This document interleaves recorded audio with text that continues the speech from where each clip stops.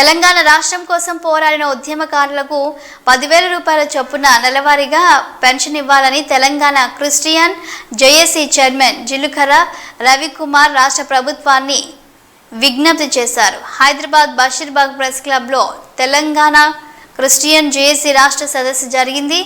ఈ సందర్భంగా ఆయన మాట్లాడుతూ తెలంగాణ ఉద్యమంలో తెలంగాణ క్రిస్టియన్ జేఏసీ కీలక పాత్ర పోషించిందని గుర్తు చేశారు.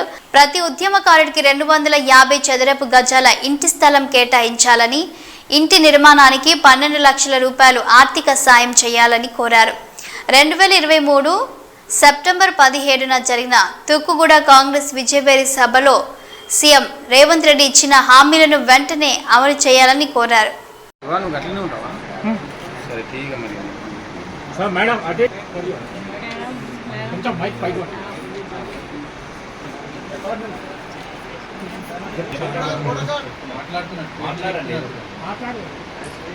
ఈ దినము ధన్యకరమైన దినంగా మేము భావిస్తూ ఈ రాష్ట్ర ప్రభుత్వానికి అఫీల్ చేస్తున్నాము. ప్రత్యేకంగా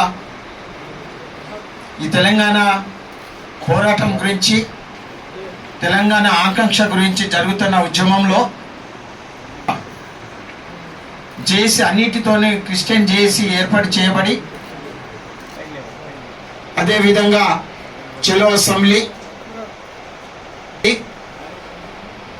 అనేకమైన కార్యక్రమాలు అంటే జేఏసీ ద్వారా పిలుపునిచ్చిన 10లో అంటే ఉద్యమం జరిగిన సమయంలో అన్నిటిలో ఈ క్రిస్టియన్ జేఏసీ పాత్ర ఎంతో కీలకంగా ఉందని మీకు తెలియజేస్తూ ఉంటున్నాం. గడిచిన 10 సంవత్సరాల ప్రభుత్వంలో తెలంగాణ రాష్ట్రం ఏర్పడ్డాక మా క్రిస్టియన్స్లో కానీ జేఏసీలో కానీ ఈ 4 కోట్ల జన సమూహంలో ఆశలు నెరవేరుస్తామని ఎంతోమంది ఆశించాము. కానీ గడిచిన 10 సంవత్సరంలో ఏమి కాలేకపోయినప్పటికీ ఈ తెలంగాణ క్రిస్టియన్ జేఏసీ సేవకులు సేవకురాలు అందరూ కలిసి ప్రార్థన చేసినాము. ఏదో ఒకటి మాకు మేలు జరగాలి, మేము చేసిన పోరాటానికి ప్రతిఫలం రావాలి, మా ఆశలు నెరవేర్చాలి, మా ఆకాంక్షలు నెరవేర్చాలి. ఈ తెలంగాణ పోరాటం కోసం 1200 విద్యార్థులు ప్రాణ బలిదానాలు చేసి మా తెలంగాణ మాకు కావాలని ఎంతో పోరాటం చేసిన ఉద్యమంకు మేము కూడా సైతం అంటే మా సమస్తాన్ని కూడా రోడ్డు మీదకి వెల్లడిపరిచి కొనసాగించినాం.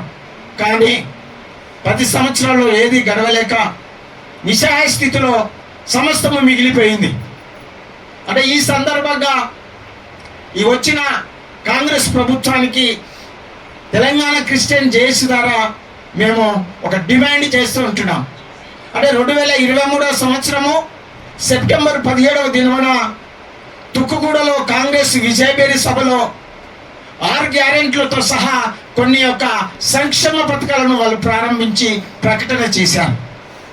అంటే తెలంగాణలో మూమెంట్లో తెలంగాణ రాష్ట్రం కొరకు, తెలంగాణ ఆకాంక్ష కొరకు, తెలంగాణ రావడం కొరకు చనిపోయిన వారితో సహా ఉద్యమంలో పాల్గొన్న వారికి అందరికీ 250 గజాల స్థలంతో పాటు దాని నిర్మాణానికి కావలసిన ఖర్చు, వారికి ప్రతి నెల కావలసిన పెన్షన్ కూడా ఇస్తానని